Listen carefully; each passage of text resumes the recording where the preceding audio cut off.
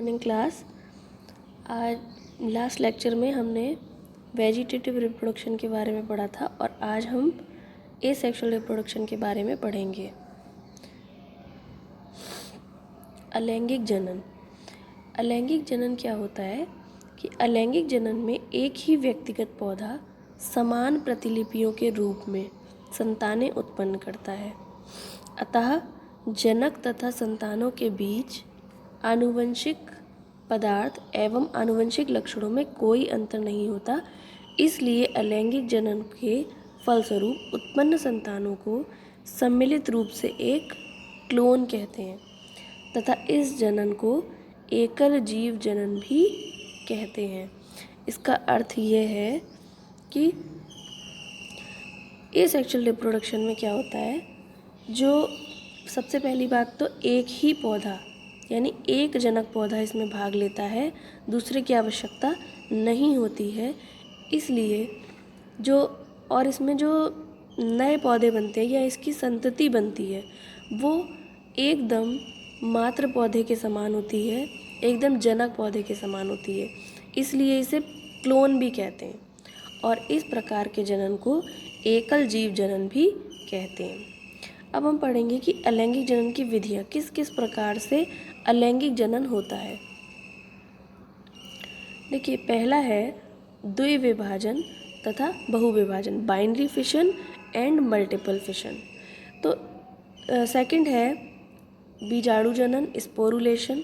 Third है budding या मुकुलन। Fourth है कलिका निर्माण या बड फॉर्मेशन।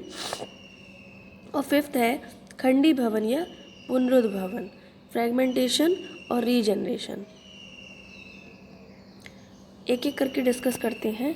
फर्स्ट है हमारा बाइनरी फिशन, जो कि कुछ प्रकार के जंतुओं में पाया जाता है, एक कोशिकीय जंतुओं में ये पाया जाता है। जैसे कि यहाँ पे एग्जाम्पल दिया है युगलीना का। तो इसमें देखिए क्या होता है, युगलीना की जो सेल है एक ये वाली, इसमें समसूत्री विभाजन होता है, इसके केंद्रक में समसूत्री विभाजन होता है और यह 1 से 2 में बढ़ जाता है। ये समसूत्री विभाजन होता है और लॉन्गिट्यूडनली अनुदैर्ध्य स्थिति में ये 1 सेल से 2 सेल्स बन जाती हैं इस प्रकार से।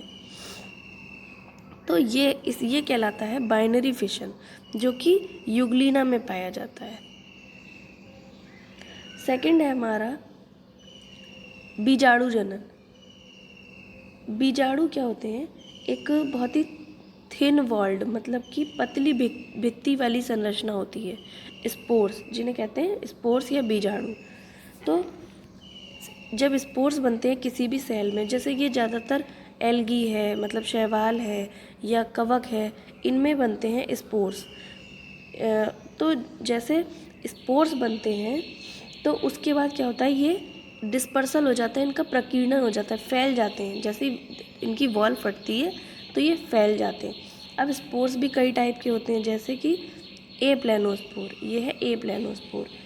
ये किस में बनते हैं, यूलोथ्रिक्स एक शैवाल होती है उसमें बनते हैं। तो ए प्लेनोस्पोर का मतलब ये होता है, ए प्लेनो मतलब हिंदी में इसे बोलते हैं अचल बीजाणु। अचल बीजाणु मतलब जो गति नहीं कर सकते।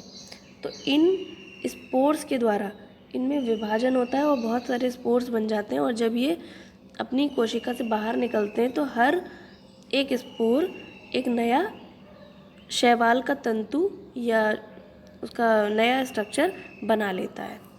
इसी प्रकार से नेक्स्ट है एकाइनीट। एकाइनीट का मतलब होता है, एकाइनीट किस प्रकार के स्पोर होते हैं, एकाइनीट ऐसे स्पोर होते हैं जिनके चारों ओर एक बहुत ही थिक वॉल का निर्माण हो जाता है, बहुत ही मोटी भित्ति का निर्माण हो जाता है, उसे बोलते हैं एकाइनीट। सेम उसी तरीके से जब ये अलग होते हैं अपने जनक शैवाल तंतु से, तब ये एक नया शैवाल तंतु या उसकी कॉलोनी को डेवलप कर लेते हैं। थर्ड है आपका पामेला स्टेज। इसमें क्या होता है, देखिए शैवाल का जो तंतु होता है, मतलब यूलोथ्रिक्स शैवाल है, तो शैवाल का जो तंतु होता है वो क्या करता है, एक म्यूसिलेज मतलब एक चिपचिपा श्लेष्म का सिक्रीशन करता है श्लेष्म को स्रावित करता है, उसमें ये स्पोर्स बंद रहते हैं। ये स्पोर्स उसमें बंद रहते हैं। देखिए, स्पोर्स बंद रहते हैं कब तक? जब तक इनकी प्रतिकूल परिस्थितियाँ होती हैं। जैसे ही अनुकूल परिस्थितियाँ आती हैं, ये डिस्पर्स हो जाते हैं, यानी प्रकीर्णित हो जाते हैं, और हर स्पोर क्या करता है? एक नया शैवाल बना लेता है। नेक्स्ट है आपका बडिंग या मुकुलन। ये किस में पाई जाती है? ये विधि मोस्टली फंजाई में, यानी कवक या ईस्ट में पाई जाती है। ईस्ट है, कवक का ही प्रकार है, तो ईस्ट में पाई जाती है। इसमें क्या होता है? इसमें देखिए, पेरेंट सेल जो होती है, ये पेरेंट ईस्ट सेल, ये इसका न्यूक्लियस है। तो इसमें एक ये बड निकल आती है इस प्रकार से, और धीरे धीरे ये बड क्या होती है? ये अलग भी हो सकती है, नहीं तो एक से ही दूसरी, दूसरी से तीसरी, इस प्रकार कोशिकाओं का निर्माण होता रहता है। ये बड अलग भी हो सकती है, और अलग होकर ये फिर से एक नई ईस्ट कोशिका इस प्रकार की बना सकती है। और ये आपस में जुड़े भी रह सकते हैं। ये डॉटर ईस्ट लिखा है ना, तो ये आपस में चेन भी, एक chain of yeast cell formed, तो ये एक चेन भी बना सकती है, और ये अलग भी हो जाते हैं। और जब ये अलग हो जाते हैं तो ये क्या बना लेते हैं? एक नई ईस्ट कोशिका बना लेते हैं। ये था बडिंग या मुकुलन। अगला टाइप है आपका फ्रेगमेंटेशन। फ्रेगमेंटेशन में क्या होता है? ये स्पायरोगायरा, शैवाल का ही टाइप है, स्पायरोगायरा में पाया जाता है। तो इसमें क्या होता है? इसके ये जो स्पायरोगायरा में ये जो शैवाल का तंतु है पूरा, ये बीच बीच में से ये अलग हो जाता है। इस प्रकार से ये बीच बीच में से अलग हो जाता है, और जो जितना भी इसका एक फ्रेगमेंट ये है मान लीजिए, तो ये फ्रेगमेंट क्या करेगा? एक अलग होकर नया तंतु, पूरा एक नया तंतु बना लेगा। ये पूरा एक नया तंतु ये पूरा बना लेगा। तो हर एक फ्रेगमेंट से, हर एक खंड से एक नया शैवाल का तंतु बन जाता है। एक लास्ट और बचा आपका कलिका निर्माण या फिर बडिंग, बड फॉर्मेशन। उसमें क्या होता है? उसमें देखिए, जैसे ब्रायोफाइट्स वगैरह पौधे, कुछ पौधे ऐसे होते हैं, उनमें उसकी पत्तियों पे, जैसे कि आपने वेजिटेटिव रिप्रोडक्शन में पढ़ा था कि उस पर कलिका का निर्माण हो जाता है, सेम उसी तरीके से एक बहुकोशिकीय कलिका का निर्माण हो जाता है पत्तियों पर। कुछ पौधों में, मतलब कुछ पौधों में एक कलिका का निर्माण हो जाता है, उसे कहते हैं जेम्यूल्स।